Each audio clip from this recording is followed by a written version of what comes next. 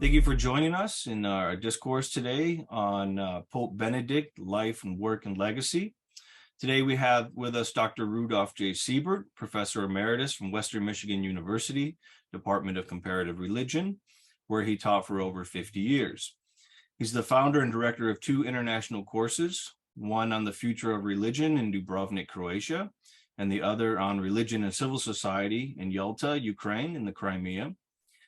He has written dozens of books and hundreds of articles on the critical theory of the Frankfurt School, Hegel, political theology, psychology of religion, and has developed over the course of the last 50 plus years the critical theory of religion and society. He's recently published a book, Hegel and the Critical Theory of Religion, with Ekperosis Press, and is currently working on a book on the authoritarian personality. He's a member of the Institute for Critical Social Theory, which was founded in 2021. So welcome, Dr. Siebert. Good morning. So today we're going to talk about Pope Benedict, who just a couple weeks ago on New Year's Eve passed away. And so we want to talk a little bit at his life, and we're going to go through the stages of his life, his early life, and later as a priest and a professor into being an administrator, and later into the papacy. So, Dr. Siebert, you have many commonalities with Joseph Ratzinger. You were both born in 1927, him in Markel am Inn in southern Bavaria, and you in Frankfurt am Main in the state of Hesse. You were both raised as devout Catholics. You both grew up in the Third Reich, and you both were required to participate in the Hitler Youth, which both of you resisted. You were both in the Luftwaffenhelfer, the anti-aircraft corps, and then in the Wehrmacht. However, Ratzinger eventually deserted while you continued to fight in defense of the women and children of your country. Later, you were both sent to prisoner of war camps, you to Camp Allen in the United States, and Ratzinger to New Ulm, and then to Fliegerhorst Bad Aibling. After the war, you both eventually went to seminary, wherein Ratzinger was later ordained and lived in celibacy, while you chose to go into academia in the United States and to marry and have a family. Ratzinger did his dissertation and his habilitation work on Augustine of Hippo and Bonaventure, and you did yours on the working class and reform-minded Bishop of Mainz, Michael Helding. Dr. Siebert, your similar life experiences would suggest that you may have some insights into Joseph Ratzinger's life, his career in the church, that others like me might not simply grasp. We see him decontextualized in many ways outside of history, where you share a lot of that history with him. How do you think his experiences with say, German fascism or being born and being raised in the Third Reich and the rise of the Nazis, how that prepared him for a life in the church and in the positions he took in the church? Yeah, it certainly influenced both of us, what we experienced, and that was a lot in young age. In 1927, when we were born, that was just a year or so before the Great Depression. So our families had a hard time. And then, of course, the question is if all the reporting is adequate. So, for instance, Joseph Ratzinger said that he never went to the Hitler Youth.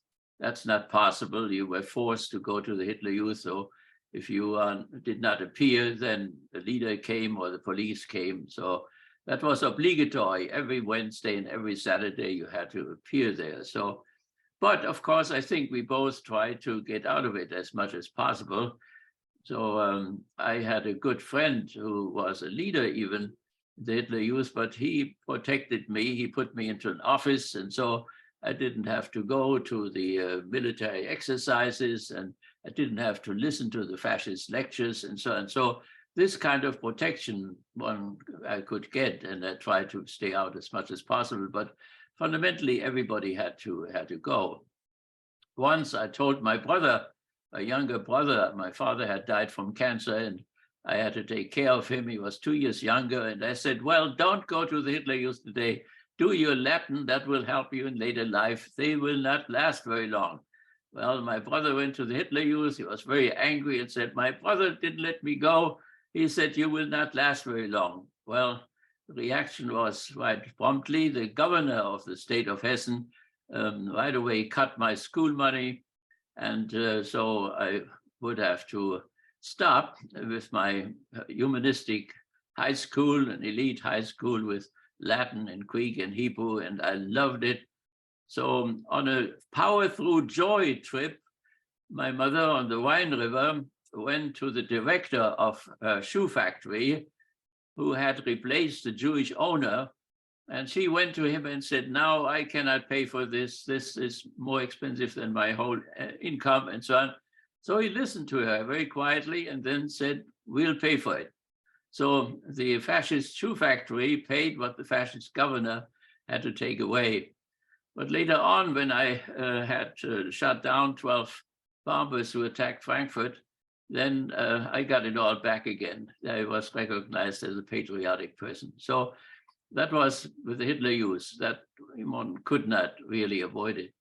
And then with the dissertation, with the dispersion rather, it was rather that the German army disintegrated in 1945 in March and April. And so it was rather that the army deserted the individual than the individual deserted the army. But if he really deserted, and if that was serious, then he knew more than I did, because the only way how one could desert morally was if the government was so corrupt, so rotten, that one could not serve it any longer. But the German government, the Reich's government, was in Berlin, was recognized by the neutrals, and he was even recognized by the belligerent people, by the enemies in London and in Paris and so on. As a matter of fact, the government was recognized up into May 1945, when Dönitz took over the government and signed the armistice. And suddenly, after the armistice, they found out suddenly that they were no government anymore. So then the government ceased, and then one could, of course, desert. But at the time when Ratzinger was supposed to have deserted, there was still a legitimate government, no matter how criminal. And he could not know about most of the crimes, the death camps, that was all secret, that was not known to the average soldier. So these are little things, little historical data, which one can, of course, discuss. Then, of course, he decided after the seminary then to be ordained, and I decided not to be ordained. And the reason was after we went through the seminaries at the same time, then I wrote my dissertation still on Erasmian, a humanist, a bishop. There were Protestant and Catholic humanists in 1530 to 1540 who tried to get the two churches together. They followed Erasmus of Rotterdam, who was supposed to become the real Luther, but he was a tender soul and he was not up for the rough fighting in the streets. So therefore, he did not become the Luther. But there were these Erasmians, and Thomas More belonged to them. Even Henry VIII belonged to them for some time. And so I was very interested, because they were willing not only to oppose the Reformation, but to reform themselves. So for about 3 years, there was no celibacy. For about 3 years, the lay chalice was given to the lay people and so on. So the reform started, but then they were repressed somehow by the Jesuit counter-reformation, which took the southern part of Europe. And so only the northern part became Protestant. And then North America became Protestant, and Latin America became Catholic. So nevertheless, it was this group which fascinated me, and I studied it in all detail, the concessions they would make to the reformers. So then I heard only very late about the causes of the Reformation. Of course, for 400 years, the Roman Catholic Church taught that it was Wycliffe or Hus or Luther or Calvin or so, who were the bad people who made the Reformation, which split the whole Western Church and so on.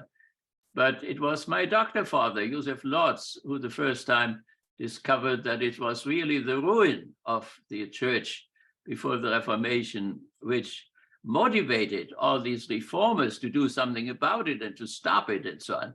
So it was really the horrible conditions in which Catholicism found itself in the beginning of the 16th century, which brought about all these reformers. So that was the real cause. And I think Catholics have to take responsibility for that. There was a German Pope, right, during the Reformation, who did take responsibility for it, but he only lived 6 weeks longer. So, but otherwise, the prejudice was the reformers did that to Western Catholicism, that it fell apart. So my reason for after I wrote the dissertation, I still went to the States and I studied for a year at Catholic University. And so I studied leadership. It continued my education, which I received in the prisoner of war camp, in terms of the, we were supposed to transform the fascist state into a liberal state.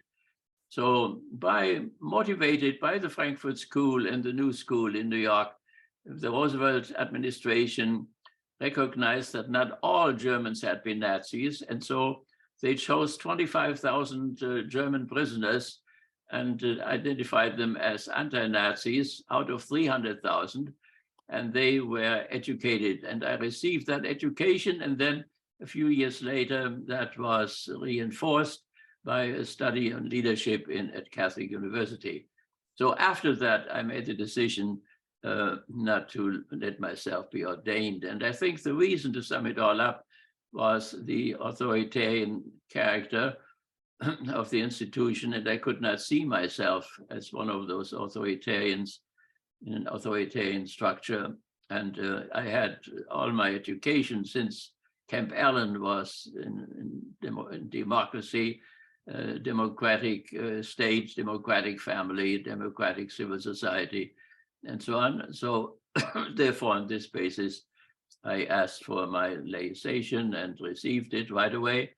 And the bishop then later on just ordained, then of course married us, as they say. So he blessed our marriage, Margit and mine, in Catholic College in Germany, and the college celebrated the wedding very nicely and beautifully. So my departure from the seminary was rather peaceful. And all those my friends who had a similar democratic orientation and were ordained, they all got in trouble later on, including Hans Küng and Johannes Baptist Metz or Gregory Baum, and so on and so on and so on. So this was, I have never regretted my decision. Yeah, so I mean, Dr. Then to become, of course, Benedict had the similar type of situations, but where you went through the more democratic side and into academia, he goes into academia, into theology, and goes into becoming a professor within the church, which he is, from what I understand, a professor in the church from 1951 to 1977. And as a professor of theology, he took part in Vatican II, the Reform Council called for by Pope John the 23rd, which took place from 1962 to 1965. And with others like Karl Rahner, and who you've already mentioned, Hans Küng, Joseph Ratzinger supported the German bishops with more innovative theology during the Vatican II Council, arguing for a church with its windows open to the world.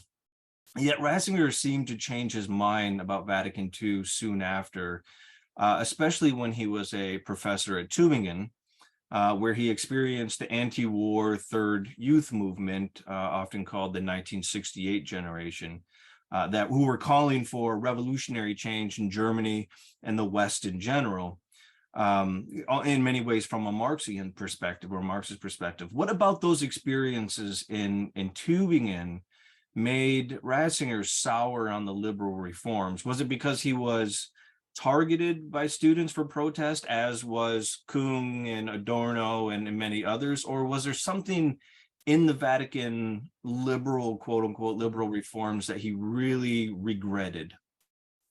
Well, I think all these people who consulted or helped the bishops during the council, so Gregory Baum was also among them. He counseled them on the race question, that means the relationship of Roman Catholicism to Judaism. He was a Jew and had written his dissertation about the issue. So he helped Cardinal Beer, the German cardinal, chose him as a consultant. And so Hans Küng the same way. So at that time, they were all in friendly relationships. And for some time, there was the idea that Joseph Ratzinger had become authoritarian or right-wing later on, and that he was still on the liberal side during the council or so. Maybe one could say that he was more on the liberal side as far as the liturgical reforms were concerned. I think he was for it, but not so far as the council went. And so I think that he grew up in a very conservative and right-wing area in southern Bavaria, which borders on Austria. And there was this southern German nationalism, which was different from admittedly different from the National Socialism, which Hitler then promoted, but they were not too far apart from each other. So I think that he grew up in a rather authoritarian family and authoritarian area politically, and that this was his personality structure, I think, from the very start. Now, he was very friendly very often, and so I knew many authoritarian personalities who were very friendly and so on. So that must not, somehow get in the way of a real analysis of the situation. So, I mean, authoritarian people are not bad people.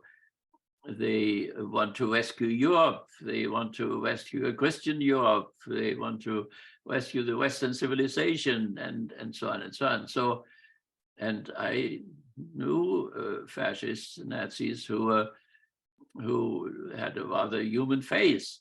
My professor in philosophy in Mainz, he came to examine me once in the seminary, and he was an unbelievably friendly person. But in the Hitler time, he was a journalist. And as a journalist, I heard him on the radio, how he praised the German air attack on the capital of Serbia. So, and he was enthusiastic about it, how the bombs were falling and how beautiful the fire came up and so on. And now after the war, he changed around and was now a professor for scholastic philosophy and had become very friendly. As a matter of fact, he had been friendly already when he described the bombardment of Belgrade. So, so there one has to differentiate between the outside and the inside and whatever. Okay, so that I would somehow put into question if Joseph Ratzinger was a democratic personality or whatever from the very start. I think that all these people who consulted the bishops, that they were friends to each other, and his job, which he got in Tübingen, he got through Hans Küng and through Metz and so on. So then the lines were drawn in the sand, so to speak, when after the council reaction set in, and people who had been very conservative through the council already then asserted themselves, and some went to the extreme, like the pious group there who had to be excommunicated even because of their right-wing situation, their racism, their anti-Semitism, and their denial of the Holocaust and all these issues. So I think it came maybe a decade or two that all this came into the open. By 1978, on Christmas, Hans Küng suddenly was sentenced not to be, was sentenced and punished, and could not speak as a Catholic theologian anymore. So one of the great Catholic theologians could not speak anymore as a Catholic theologian. And over 90 scholars were then either by the Cardinal Ratzinger or by the Pope Benedict XVI, they were taken out of their office and were condemned and so on. So it was a real slaughter which took place. And it became more and more the confrontation between those who were more democratic and more egalitarian and more for freedom and so on, and the others who were the opposite, that they fell apart. Yeah, in 1977, Ratzinger is appointed the Archbishop of Munich and Freising and by Pope Paul VI. He went from being primarily a Catholic theologian as a professor to an administrator of the church, wherein his very conservative nature, I think, became increasingly clear in that time. From my reading of history, this administrative job seemed to be at odds with his nature, not his views at the time, which, as you said, are very increasingly conservative, and it's questionable whether he was ever democratic in that sense. But his nature seems to be very quiet, reflective, kind of a bookwormish theologian. And actually, when he's called to be administrator, this is, he's ambivalent about it. And in fact, in an interview, he even invokes St. Augustine's weeping at his consecration because he too would have rather remained a theologian buried in a library as opposed to doing this clerical administrative work. So do you think being an administrator was an ill fit for Ratzinger? Well, I think he had a certain contemplative tendency, and he liked to study and liked to write books. And he very often said it when he was the, what is the title? These titles, St. Peter would have had a hard time with these titles. So he was the prefect of the Congregation of the Doctrine of Faith, which was the former Inquisition.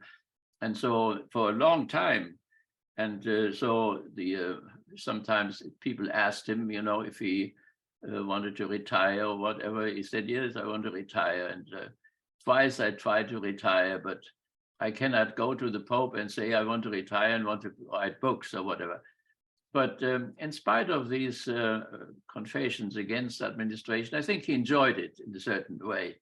You cannot go on for 20 years in an office and hate it all the time. So I think he had these talents, for scholarship, but I think he had some administrative talents as well, if you look at them from an authoritarian perspective in an authoritarian church, because Catholicism became more and more authoritarian the more the pressure from outside, the Enlightenment movement and so on, threatened its existence.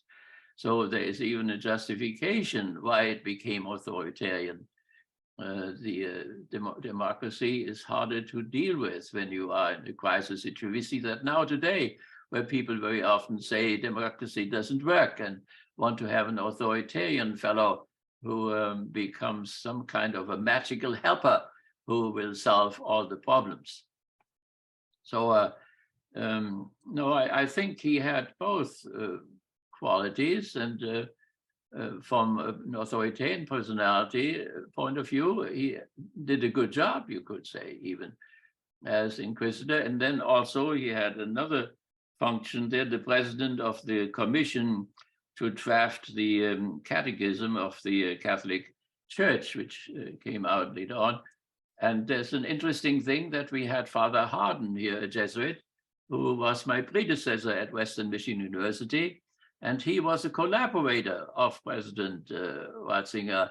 He worked very closely with him in creating that new catechism, which has these authoritarian tendencies as well still, and therefore had trouble to be accepted by these more liberal scholars which came up. So, but the Father Harden was of the same character. He had been in Rome and had an illness, and then was sent back to Chicago and Detroit, and then came here. And the Western Michigan University wanted to establish a theology department, which constitutionally was not possible. And I don't know how Miller and Siebert and so on could dare to do this.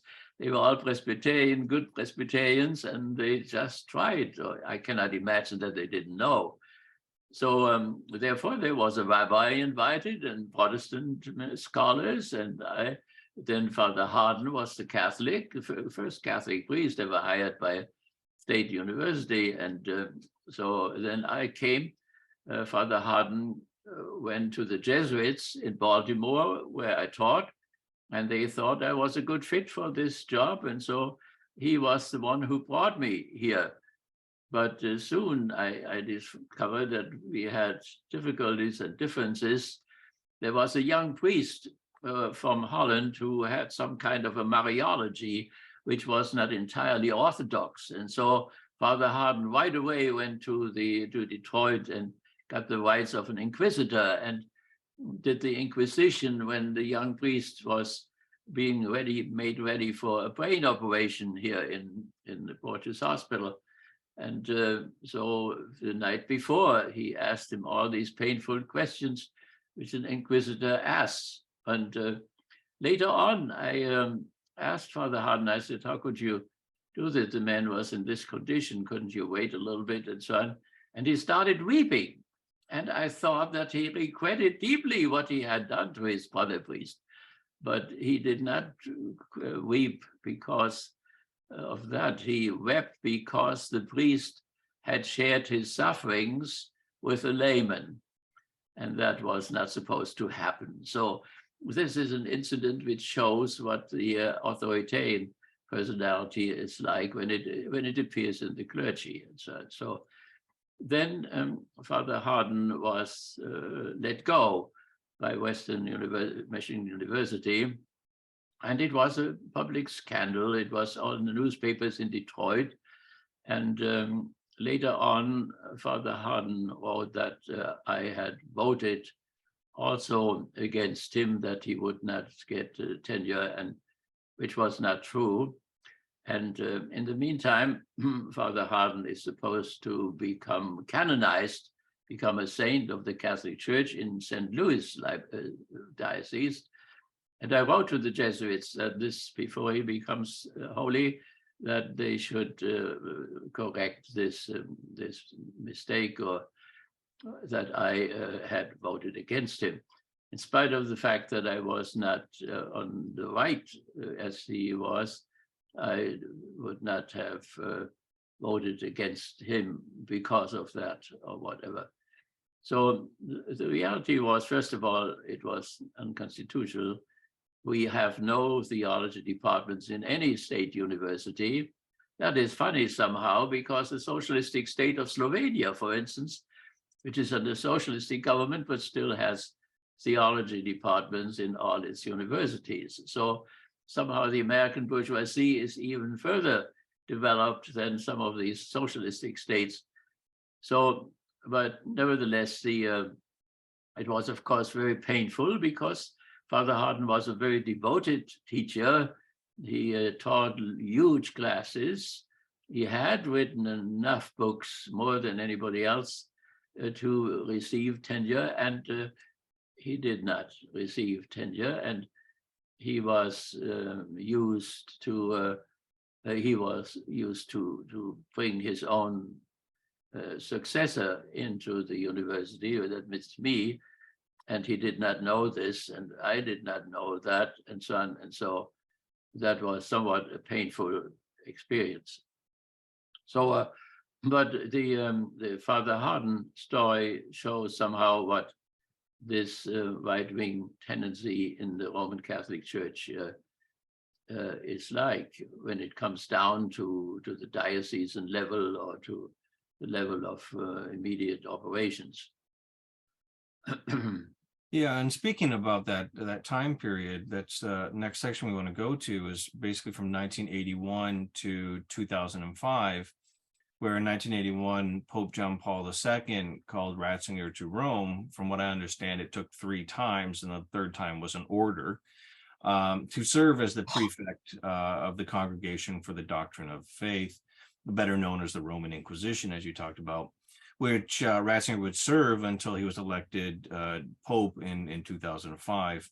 Besides the papacy, this was his most controversial position, as he had to defend orthodoxy, interrogate potential issues of heresy and other forms of religious indifferentism. Chief among his targets, of course, was the liberation theology and liberation theologians, the foundations of which were laid down by the 1973 book, a Theology of Liberation, written by the Peruvian theologian and philosopher Gustavo Gutierrez. Liberation theology became especially important in Latin America in the 1980s, as it brought together Marxist class analysis with Catholic theology, at a time when Latin America was a battleground, an active battleground. To be all honest about it, was an active battleground for the Cold War between the capitalist West and its allies, and the Soviet Union and its allies. Among those censored or stripped at this time of their license to teach were eminent theologians, some of you've already mentioned, such as Hans Küng, Leonardo Boff, Matthew Fox, for instance, and many others whom Ratzinger believed strayed too far away from orthodoxy. For this and other reactionary actions, he was, of course, called God's Rottweiler.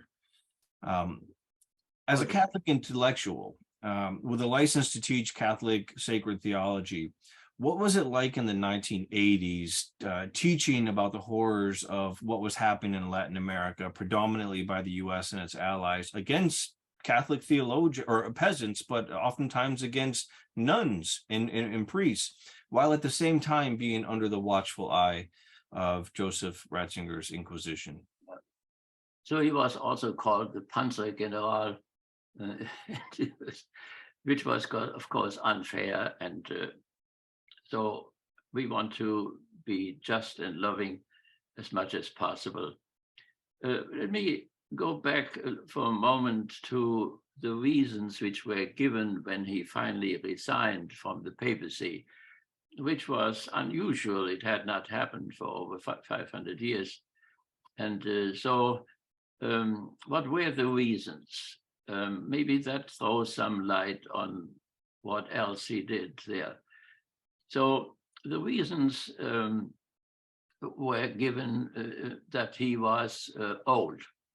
Well, I mean, there had been innumerable old popes, and they all stayed to the end, particularly his immediate predecessor. So then that the Swiss Guard had discovered that he was exhausted.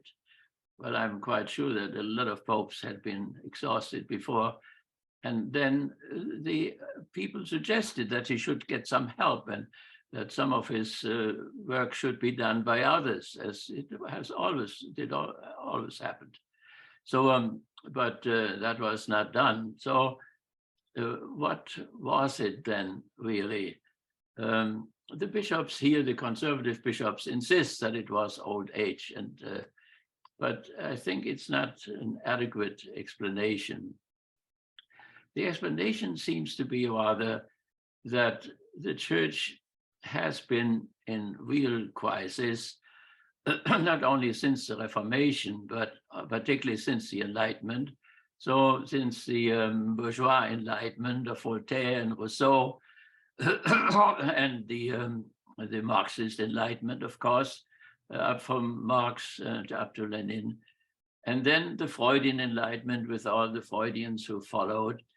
These were very serious things which already very early on, the great philosopher, maybe the greatest modern philosopher, Hegel, discovered that there was danger there, and that it could very well mean the end of Western Christianity, or the end of Christianity. And Hegel did not want to end his philosophy of religion with this harmony, with this statement that the realization of the church was also its end. He reminded people that Jesus had founded the church and that the doors of hell would not overwhelm it, and that the kingdom of God had been established from the beginning. And so Hegel was a believer. He believed that the church would continue, but he had to admit that there was a disharmony going on there, that there was a real threat there in the Enlightenment. And at the same time that he appreciated the Enlightenment, he also discovered the dialectics of the Enlightenment, namely that something went wrong with the Enlightenment, that it turned against itself, that it became positivistic and then repaired even fascism. So what one could say is that Pope Benedict then being called into this situation after John Paul II, who played an eminent political role in that he gave money, which he received in the West, to the Solidarity Union, which then overthrew the socialistic government in Poland. So that made him tremendously popular and also rich in a certain sense, so that he could do all his travels and all this. So, and so the question was now how the new Pope Benedict, how he should deal with this antagonism between the religious and the secular, between the sacred and the profane, which had so unbelievably deepened since the Reformation and up to the different forms of enlightenment. And so he had, of course, been trained in scholasticism. So that would have been the natural paradigm to use in order to encounter all these difficulties. But there in scholasticism, he had written his dissertation about Bonaventura. Bonaventura was a very warm stream fellow in scholasticism, Platonic and Franciscan, and a very loving and loving person who saw the Trinity in every object of nature and the Trinitarian structure, the dialectical structure in every thing in the human world. And but Ratzinger wrote his dissertation not in defense of Bonaventura, but against Bonaventura. And one of the directors in his committee, doctoral committee, sharply attacked him for this treatment of Bonaventura, so much so that his examen was almost in jeopardy. So nevertheless, here this is the issue that now, during the council, somehow the church became aware that the scholastic paradigm, in spite of Neotomism and so on, was not adequate any longer. And so that he saw as well, and so he changed from the scholastic paradigm to the patristic paradigm. So the patristic paradigm was the one with which the church dealt with the Roman world, with the pagan world, with the pre-Christian world. So in that sense that the fathers, the church fathers, somehow separated Christianity from the Roman Empire, that it was something different in a certain way. So that the monasticism came up, the vows came up and so on. Hierarchical structure was strengthened and so on. So that was a paradigm which was adequate for antiquity. And scholasticism was a paradigm which was adequate for the Middle Ages.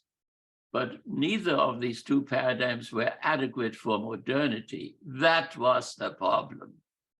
After he tried powerfully, in a certain sense, he instigated stronger than ever before the antagonism to the modern world.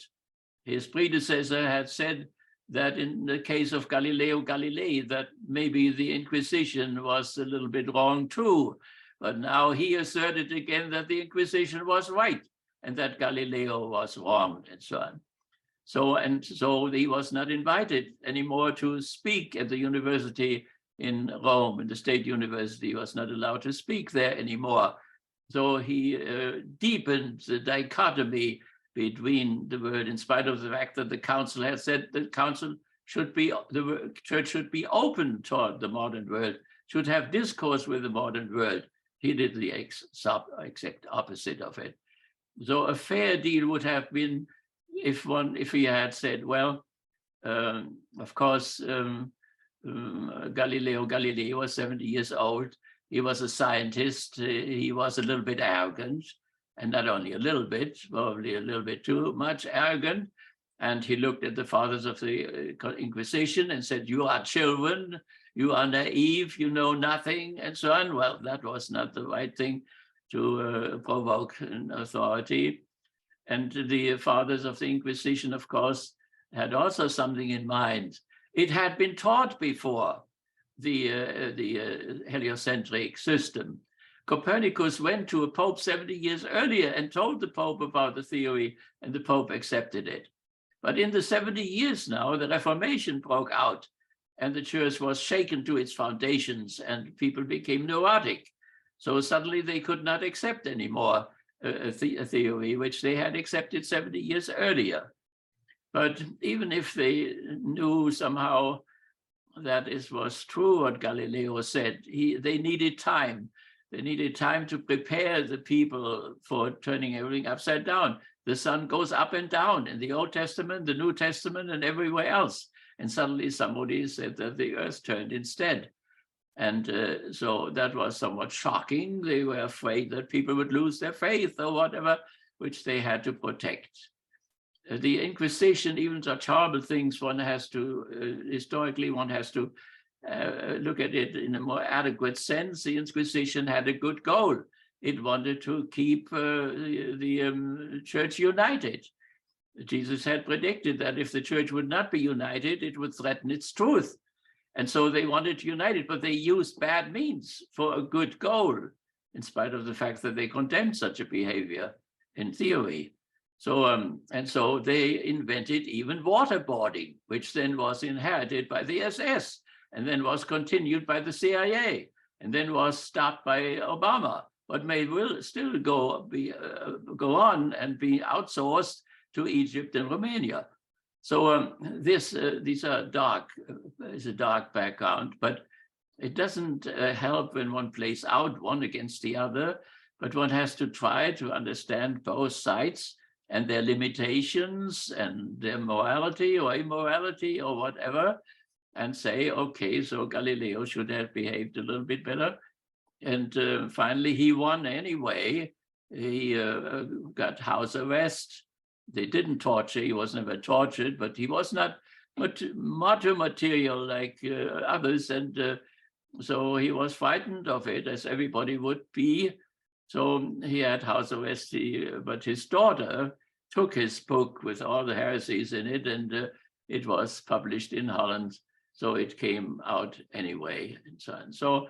So that is the background about my situation. So I have remained a member of good standing in the Catholic Church. Nobody ever took my licentiate away, the license to teach Catholic theology. I did teach Catholic theology in Europe and then in Baltimore in Catholic institutions. And I then did, when Western suddenly had a theology department, I taught it here as well. Then finally, Western found out that it couldn't be done. There could be no theology department. They changed it into a religion department, but I stayed. I had no problem to teach the religious studies and also maintain, describe when that was the theme or that was the discipline, then also to teach Catholic theology or Protestant theology as well. As a matter of fact, I went even to East Germany, the German Democratic Republic, and in one of the cities there, one of the universities in Rostock, who hadn't seen a Catholic theologian for 500 years. They didn't even know what kind of an animal I was. But I taught there again and again, Protestant theology, I mean Catholic theology in the Protestant department. and we were able to put light on a lot of things which had happened there in these 500 years since Luther.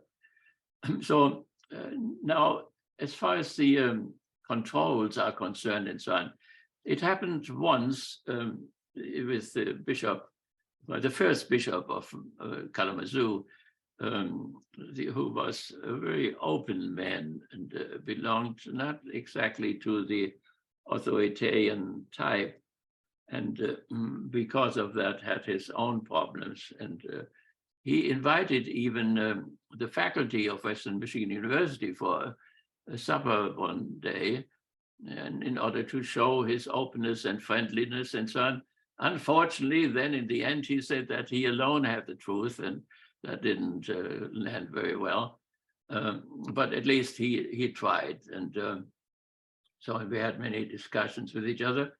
But coming from Rome, he had to ask me one day that what I thought about not birth control. It was not birth control. It was it was abortion. It was the abortion issue, which was suddenly moved into the center of Catholic attacks on the state.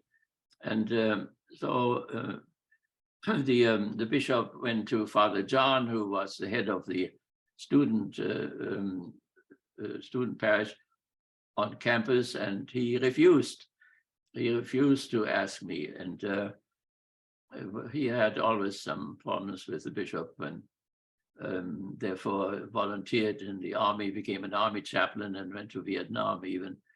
So nevertheless, the bishop finally said he would fire him if he wouldn't obey.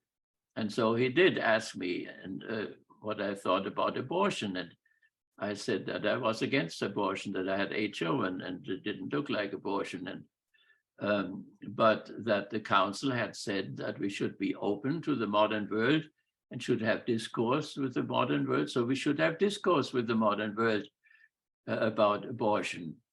And if the modern world stresses the conscience side, the individual side, the woman's side, the woman's right over her body and her decisions and so on, then I think that should be taken very seriously, because that had been discovered before in the Roman Catholic Church as well, where Thomas of Aquinas taught, surprisingly enough, he taught that on Judgment Day, Catholics would be judged not according to the teaching of the church, but according to the dictates of their conscience.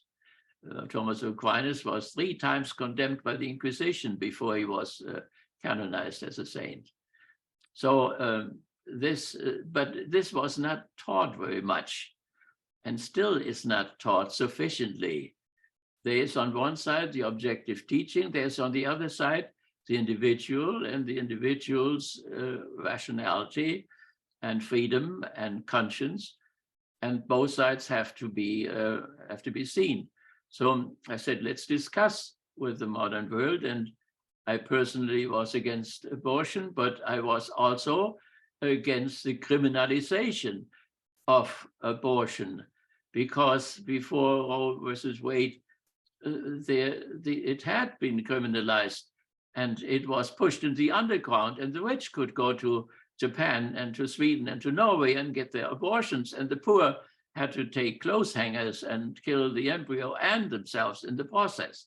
So, and it was much more important to discover the causes of the high abortion rate, if it was psychological, economic, moral, or whatever, and then to remove those causes as much as possible. Maybe have family allowances or family wages and so on. That would be a good thing to support people when they had too many children, or that they could educate them adequately and so on.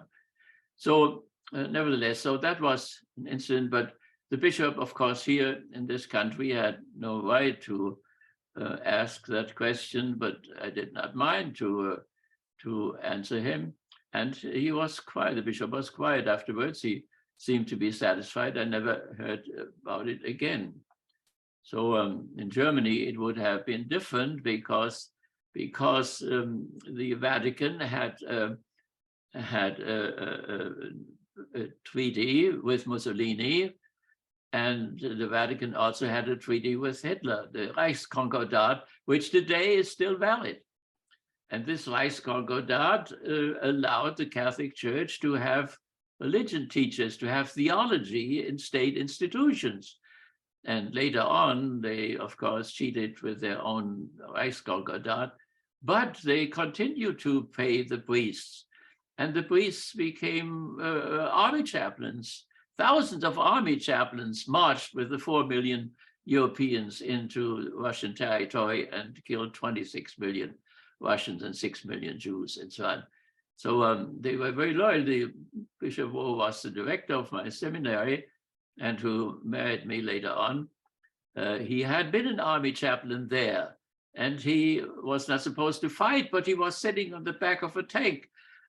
So enthusiastic he was in conquering communism, and froze his feet off there and had to be operated without anesthesia. But without anesthesia, also 25,000 children were machine gunned down, and he was standing there and just prayed his rosary. And so was this Protestant colleague who didn't do much more and couldn't do anything, not only physically immediately, but they were bound by the Empire Concordat, which is still at work today. So good it was. So nevertheless, this I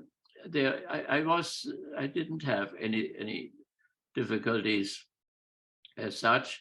I was never on the side of the Joseph Ratzinger. I was always on the side of his opponents. That means Gregory Baum or Hans Küng. We were all friends, and that is also true for Baptist Metz, very good friends. And he was not only the father of the new political theology. That means first time that political theology in Catholicism was on the side not of feudal lords and not of the bourgeoisie, but on the side of the workers. And out of this political theology on the left then developed the liberation theology of Boff and so on. And so Ratzinger then used his power in Munich that Baptist Metz could not get the prestigious chair in the University of Munich, which Guardini had before, which he could have used in order to spread his new political theology, which was in opposition to Carl Schmitt, who was Hitler's Jewist and was Hitler's political theologian, and gave speeches all through the 12 years of Nazism, for Nazism, and so on, and did not convert after the war. He got no salary. He did not let himself be denazified. Finally, he got a salary anyway, and had great influence after the war. And all our libraries are full of his books, and he was studied everywhere in the United States and in Canada and so on. So that was a traditional political theology. That was a right-wing political theology. And Metz developed an opportunity on the other side, on the side of the exploited and the oppressed and so on. And so somehow Baptists never forgave Ratzinger for this decision not to let him have this opportunity. And Ratzinger even came to the birthday of Metz in Münster, but even there, Baptist was very reserved and refused to just let it go and be good friends again and so on. He took it very, very seriously. And so that was not only Ratzinger's opposition against Gregory Baum, but also then, of course, against the liberation theologians who had been his students. That means Metz's students in Munich, and who then spread this liberation theology and became martyrs for this theology. 70,000 people of the Christian community were martyrized in El Salvador alone. 6 Jesuits and their housekeepers were murdered. A Jesuit usually has a theology degree, and then he studies some other discipline. He becomes a medical doctor, he becomes an economist, and so on. Though all those who were killed in El Salvador, the Jesuits, had all an economic degree, and they looked at the coffee production, and they looked at what they earned, if that was a family wage, and then how much the coffee was when it was sold in the States, and how high the profit was. And they organized the workers so that they could push their wage up, and that means, of course, to lower the profit on the other side, and so they were killed. And before that, of course, Romero had been killed, had been assassinated because he told the army that they should not fight in this unjust war. And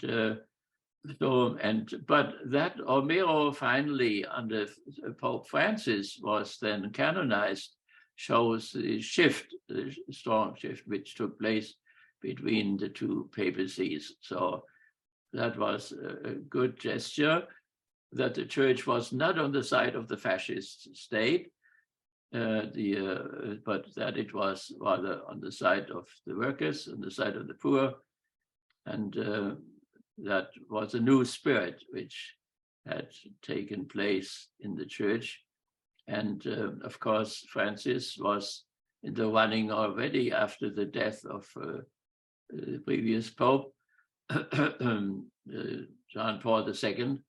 But somehow the cardinals thought that maybe Joseph Ratzinger would be good at the next, when they say today, between a high level papacy and a normal one, he needed Ratzinger in order to make the transition. Well, I don't know if that providence was there before or if it was invented afterwards, but that is some saying in Fox News and also in the Eternal Word television network, which represents the Ratzinger line, and now, of course, remembers him.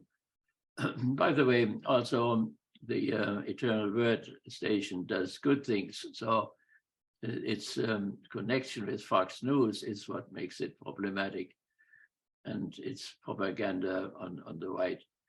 But there are two Jesuits who are not liberation theologians, but one of them is a great historian who can even celebrate the Mass in Aramaic, in the language of Jesus.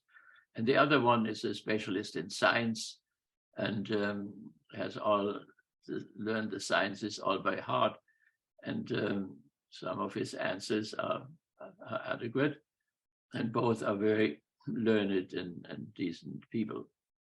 So back to your question, I did not have to suffer in any way. The only incidence was the abortion issue, but there was never any attempt to change my teaching from one side or the other. That means both sides, the state and the church, were fair and were open and were tolerant. And I always was very, very grateful for this. Now, I was very active in the student movement. That is another chapter. It's interesting that, people always talk about when Oscar Romero was canonized as some kind of proof of the more quote unquote liberal Pope Francis. And we also have to remember that he canonized Pope Paul VI on the same day. And other commentators would say, well, this is a balancing out between, Romero, who's more on the left, and Paul, who's more on the right, and the conservative. And they forget that Romero himself was actually quite conservative. It just happened to be that his flock, his priests, his parishioners were being massacred left and right in El Salvador. And he made that, appeal for El Salvadorian, as you said, soldiers not to fight the war, and then begged Americans to stop sending the weapons to the war.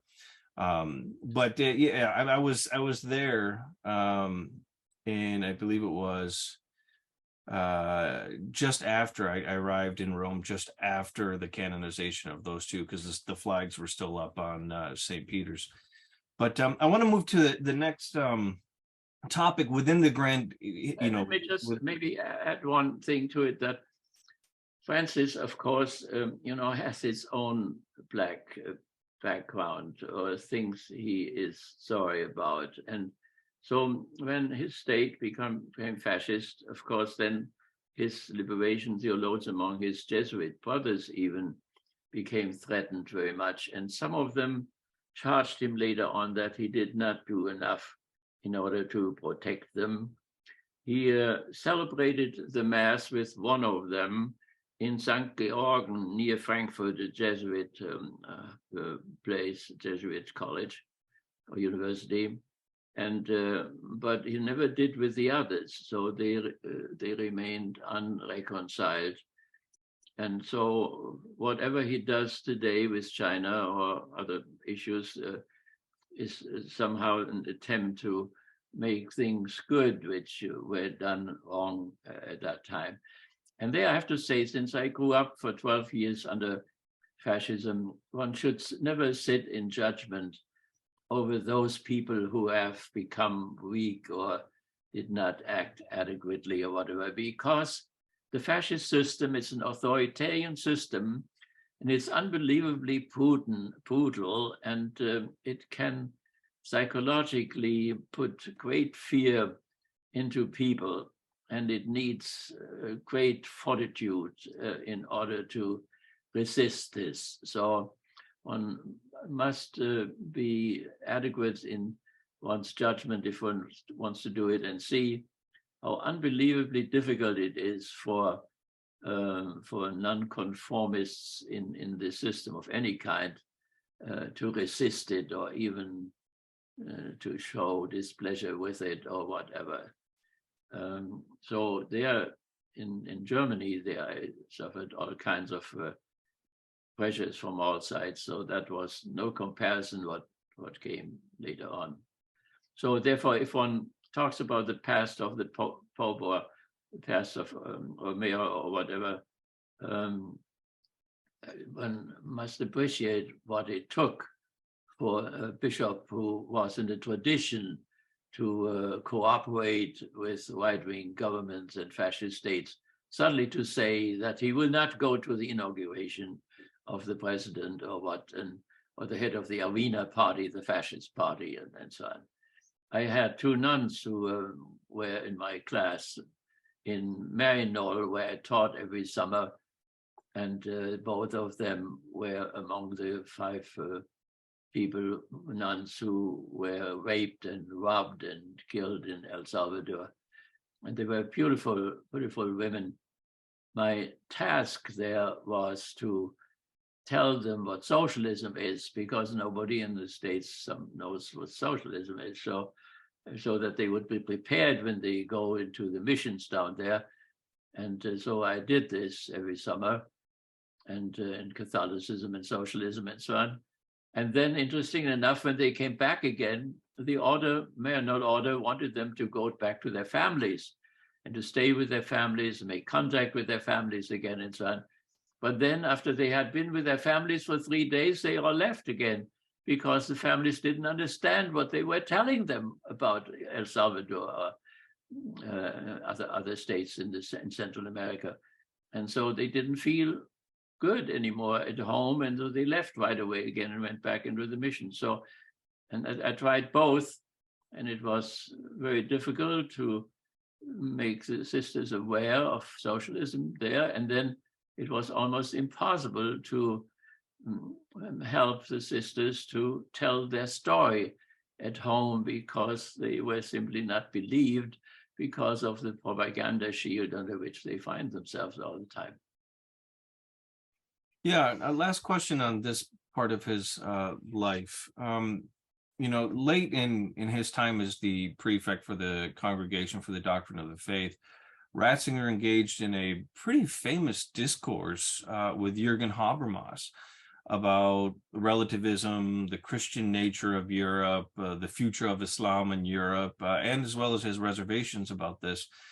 This discussion was later published in 2005 in a book entitled The Dialectics of Secularization on Reason and Religion, and it was originally published in German by Herder Verlag, and then in English by Ignatius Press, in this book here, in 2005, which was the same year that he became Pope.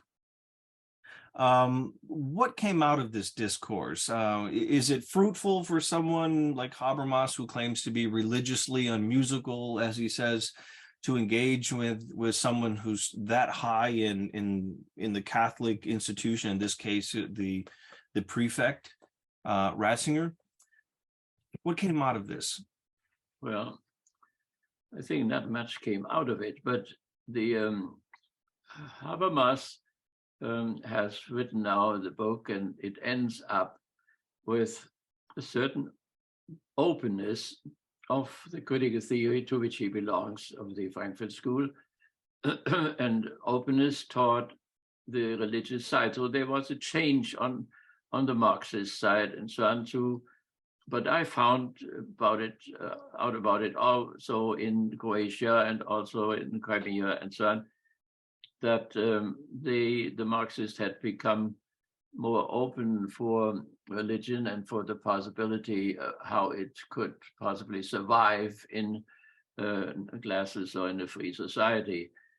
So and he also was aware that religion, which would still be able in its communication, like the Mass or so, to make transcendence visible as breaking into the immanence of the secular world, and what that would mean if this transcendence would disappear completely, and what it would do to human reason if this transcendence, this challenge, would not any longer be there. So he was very close, Habermas was very close to Adorno. Now, Adorno made clear, non credo, I do not believe, in his discussions with my friends Walter Dirks and Eugen Kogon. So, but in spite of the fact that he did not believe, that means that the revelation which Judaism and Christianity present is too contradictory, so that he therefore waited for a better revelation, for a more adequate revelation, but and tried to translate certain elements in religion into the secular discourse. That had been done. The labor union, labor movement translated neighborly love into solidarity, for instance, or the idea of the almost perfect union, which we have here, was taken out of Christianity. In general, the whole program of the bourgeois Enlightenment and the later Enlightenments, the democracy containing the element of equality, of freedom, of brotherhood, sisterhood, and so on, these were all translations from the religious sides into the secular side.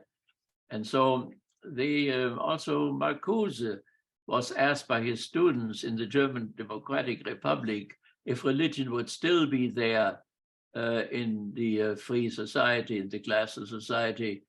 And he said yes, and because he said yes, they didn't like him anymore. But he thought of a prophetic type of a religion, of the religion of a Moses who liberated his people from the slavery, from the slave masters and so on, and a God who was on the side of the slaves against their masters and so on.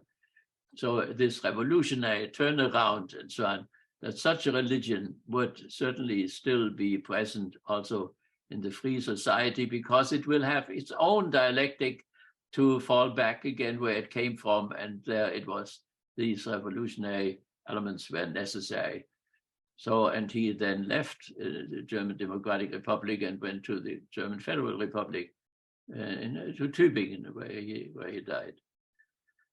Yeah, it seems to me when I read this text, and I've written on this book before, that, you know, one of the things that people say about Ratzinger is that he had a papacy of reason, for instance, which wasn't new. He was constantly arguing about the need for reason, even before he was elected Pope in 2005. So you need reason and faith. You couldn't have one or the other. Reason, without faith, it can become so distorted that you can justify anything with it. Faith without reason becomes fanatical. It becomes unbound to reality, for instance. And here's Habermas, on the other hand, saying, okay, we're as philosophers, we're for reason. Reason should be our guide in this world. But yet we can't, somehow enter into that closed semantic universe of the faith community. We can't enter into that. For a lot of people like Habermas, religiously unmusical, they simply can't believe it anymore. But as you said, it seems like there's some kind of semantic, semiotic material within religion that can be translated into post-metaphysical language so that it can enter into the public sphere of which things are debated via reason. And that seems to be like a bridge point between this very conservative cardinal, in this case at that time, and this very eminent Frankfurt School philosopher. This idea that they both can exist, but they both have to talk in this kind of language that they both can understand. Yeah. Well, there's one thing is wrong, and that is with reason. So the theme of Walter Dirksen, Eugen Kogan, and Adorno in 1958 in Münster, they had a public discussion, and the theme was revelation and autonomous reason. There you have the problem, autonomous reason. The reason in the patristic model was not autonomous. It was led by faith. It was led by the church. It was led by the hierarchy. And the reason of scholasticism, in spite of the fact of Thomas Aquinas and Aristotle, which he received from Averroes, from the Muslim Enlightenment, otherwise Europe would not have known anything of Aristotle. So, but in spite of the fact of Aristotle, that reason of Thomas Aquinas was not autonomous. So what has happened in modernity, and why Pope Benedict finally had to resign, why he came to the end of his knowledge and his wits in spite of his intelligence, that was that this reason, this modern reason, had emancipated itself from the guidance of the church. That means in the church community, suddenly three different groups appeared. One of naive, not in the bad sense now, but in a good sense, naive believers who just took the church and the gospels and so on as they are there. And then people of education, that means enlightened people who operated on the level of analytical understanding. And then for Hegel, there was another group of philosophers of dialectical reason who could get the other two together.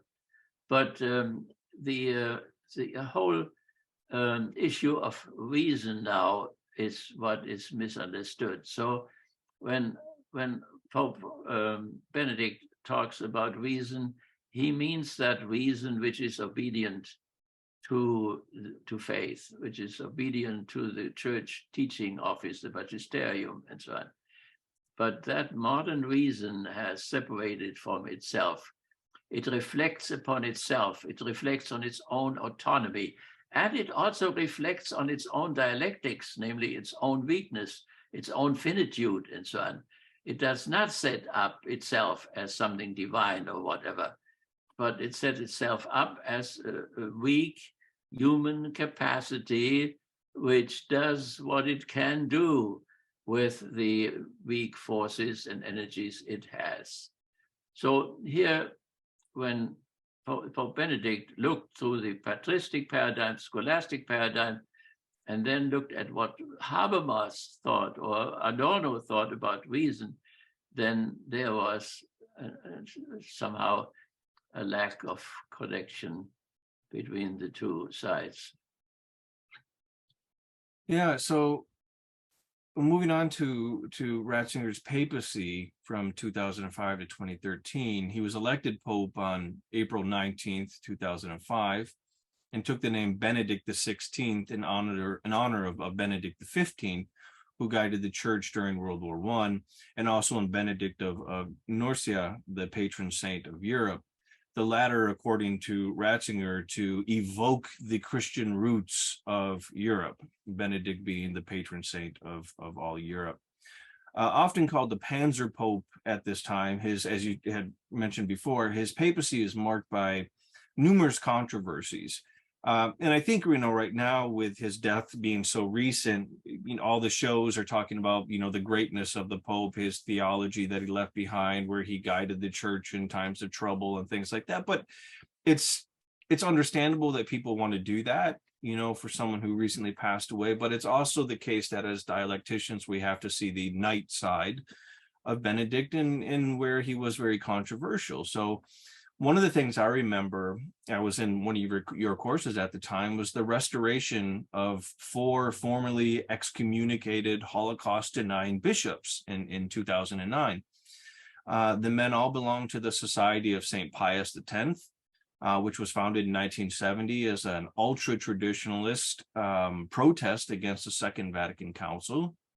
Ratzinger sought to regularize church relations with the society after they had been sidelined in many cases and excommunicated. He also restored the claim that the Jews were responsible for the crucifixion of Jesus of Nazareth in the Good Friday and Easter Mass.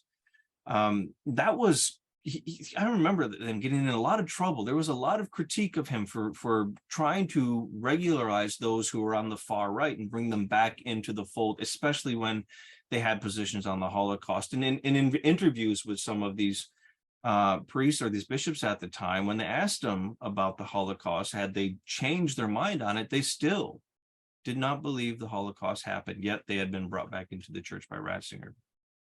Yeah, one of those bishops came to Frankfurt to the airport and then made that statement that he was that he didn't believe in the Holocaust, that there were just a few hundred people who were killed or whatever, and that was very dangerous. He had to go back in the plane right away and fly to London, because in Germany it was a crime to deny the Holocaust. So yeah, and it is true, and the Pope was criticized, but he did not retract in any way.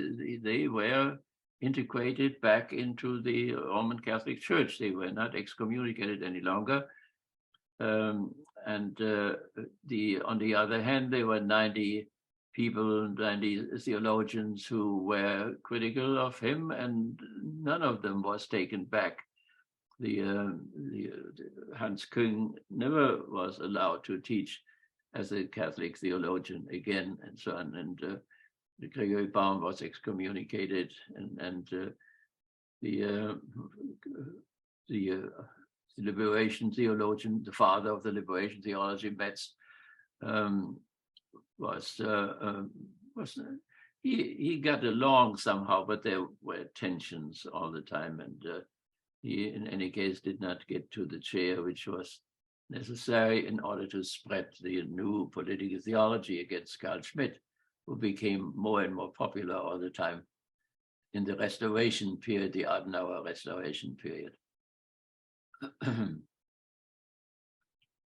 Another one of the issues that came up in 2006 was when what's commonly called the Regensburg Address, when he went back to the university to talk about his experiences there. And he gave a talk called Faith, Reason in the University, Memories and Reflections.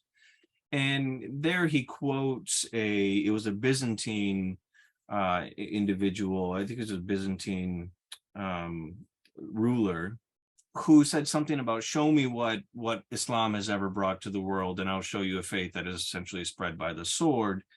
And of course, that quote from this individual went around the world and sparked massive protests against Pope Benedict.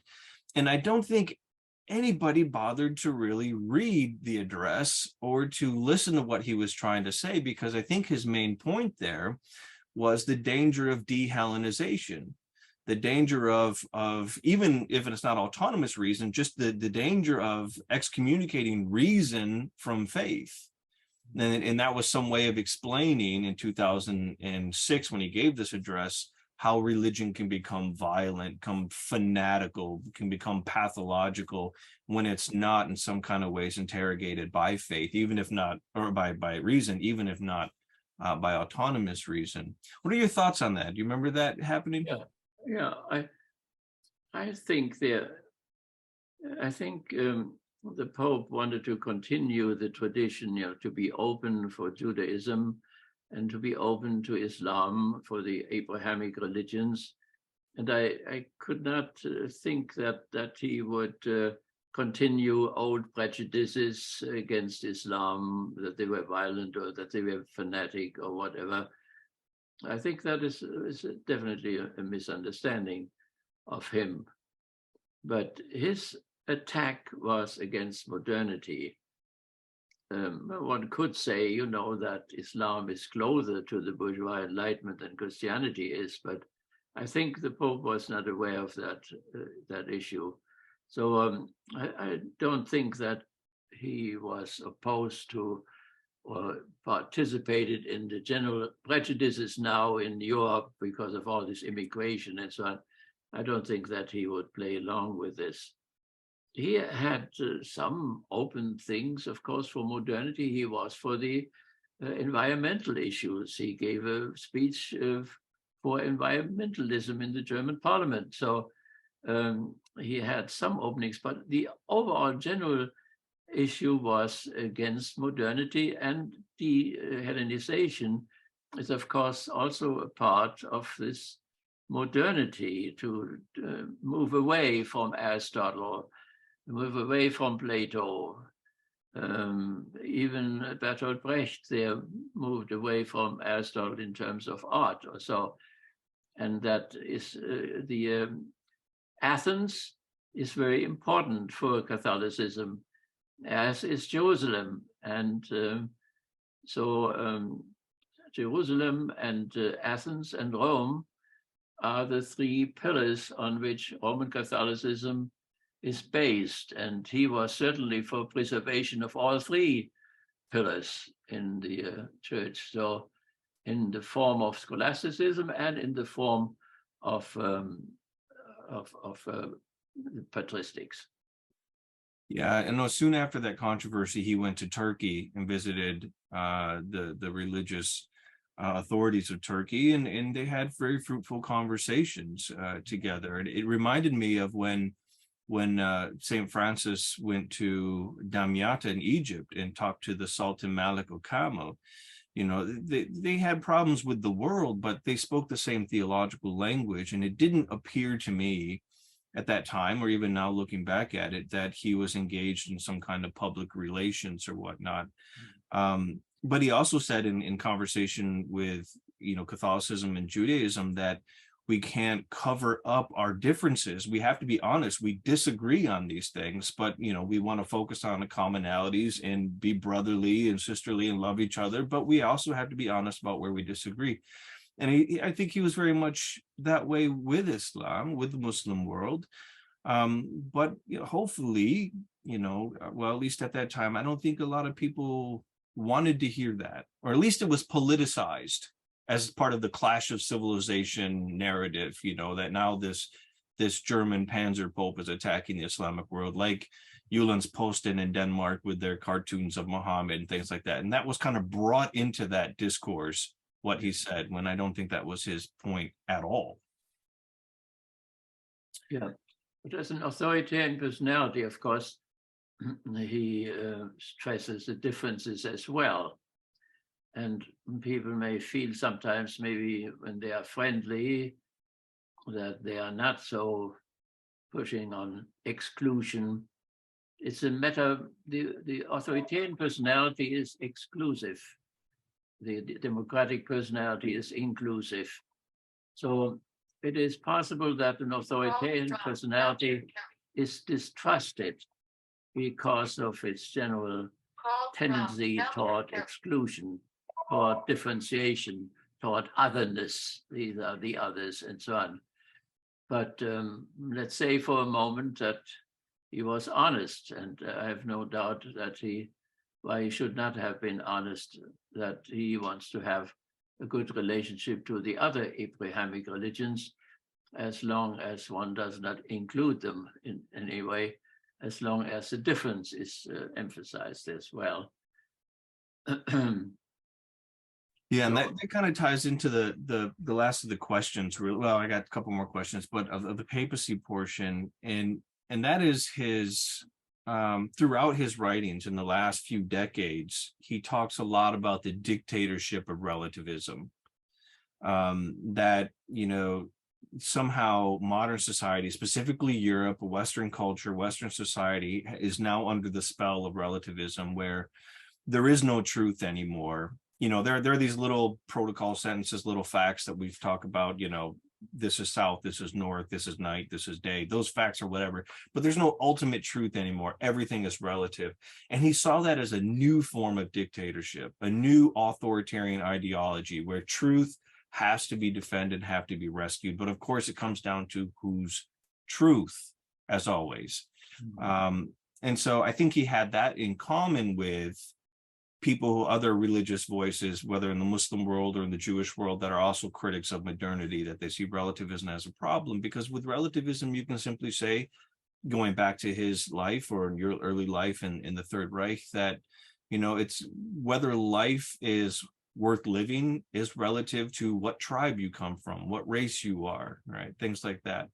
Whereas if you're coming from the position of the imago Dei, or the image of God, that all humans are made in the image of God, that's not a relativistic statement, that's an absolute statement, right? And that seems to be, in his authoritarian kind of very conservative way, that seems to be something that I think people on even the left could agree with, that there is truth.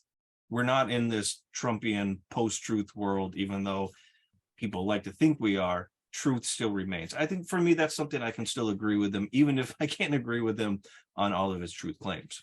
Yeah. Well, certainly truth was still very important for the critical theorists of society. You know?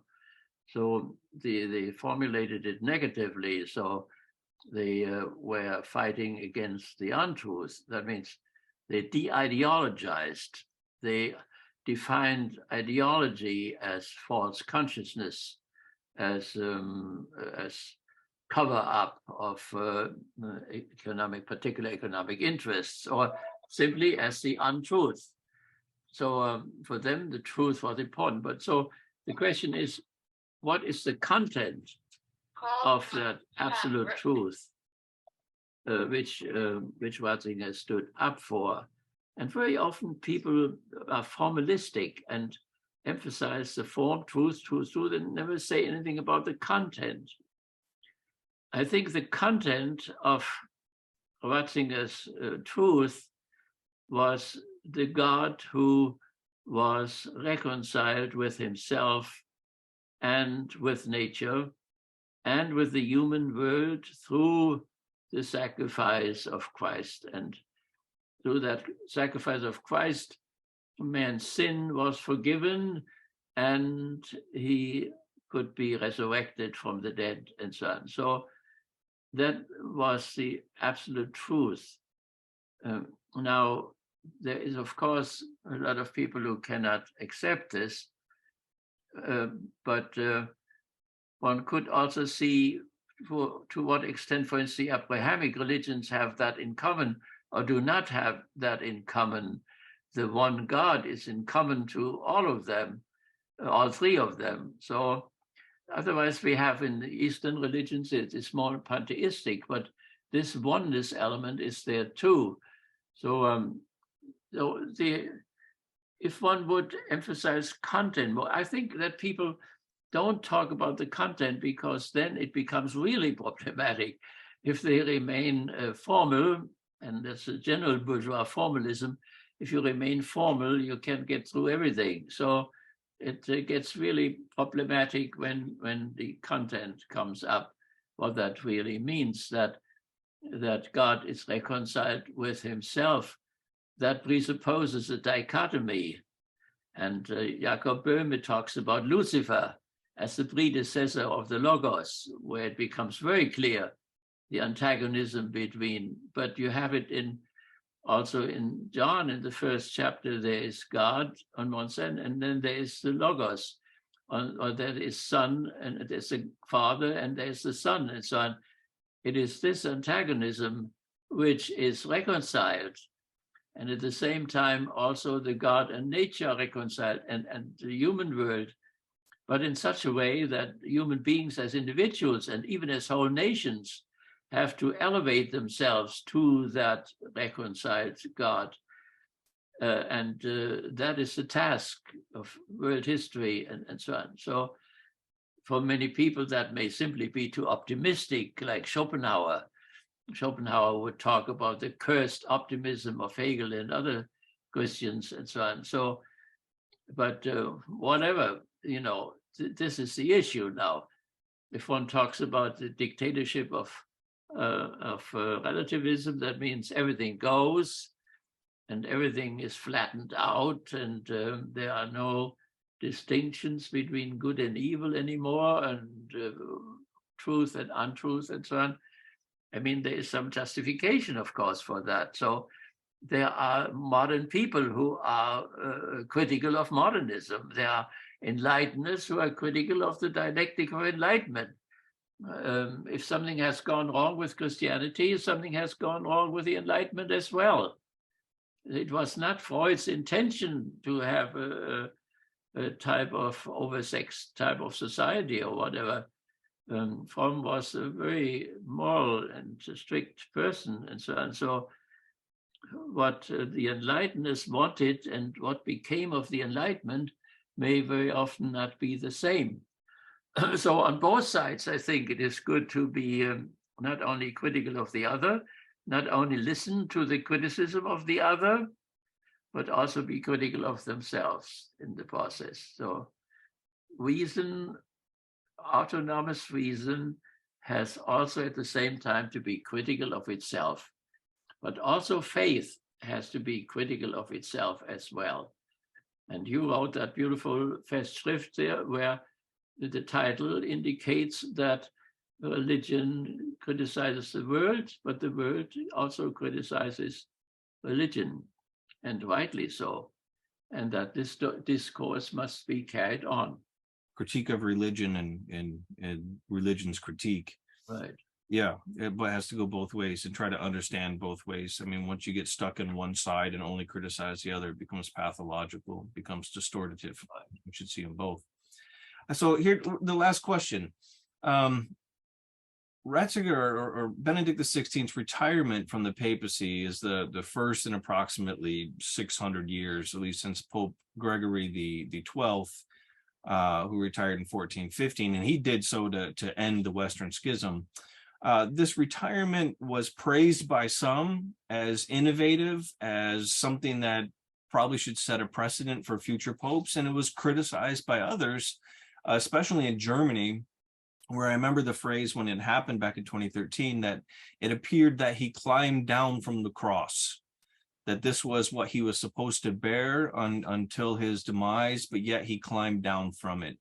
What are your thoughts on that? Do you think it was something good to have a pope who retires, as opposed to what happened with John Paul II, where he went into it even when he was in his last days, ill and frail, but yet still out there? Was it a good innovation by Benedict?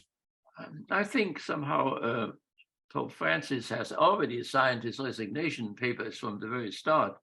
So he is willing, to resign when he thinks that his energies are not adequate anymore to the work which has to be done. And I think it is part of the authoritarian glorification of the authority, which sees in retirement some kind of a weakness, some kind of a desertion. Like he deserted the army, and he deserted the papacy and the church and so on. So yes, German cardinals even said, he tells the people who want to get divorced, stay on the cross, carry your cross, and you climb down from the cross and so on. So, but let me put it that way: the whole issue with with his retirement it is not enough to say simply is old or was weak or whatever. I think that it was a deeper type of a thing why he resigned, and that may make him a rather honest man in a certain sense. He saw that the paradigms which he used in order to encounter modernity and even make a last anti-modernist attack outside and inside of the church, that this had failed.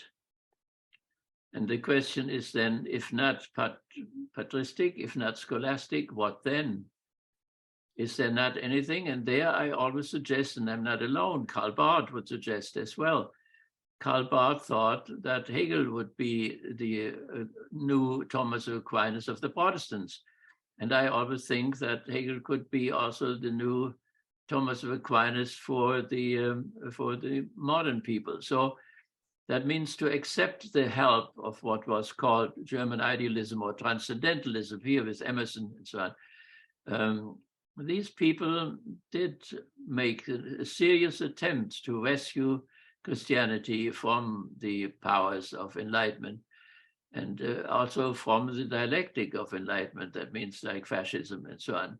So the Lateran Treaty would not have happened with Mussolini or the Reichsconcordat with Hitler and so on if they had gone this way. So to say that Hegel is responsible for Nazism and whatever, Hitler did not follow Hegel. Hitler rejected Hegel and dialectics. He followed Schopenhauer. And so these prejudices we have to somehow to get rid of. So the fundamental problem is who can help? It's not only the Roman Catholic Church, it's the other churches as well. Who can help Christianity? In that we may very well call it a deadly attack by the, because neither Freud is dead nor Marx is dead and so on. So because the reality is there, the Marx is not dead simply because the private appropriation of collective labor continues. It's the reality which is the problem. It's not Marx which is the problem. It's the schizophrenia of the modern personality which is the problem, not Freud. One charges always the one who discovers something for what he discovers. But there were many people who discussed the private appropriation of collective labor.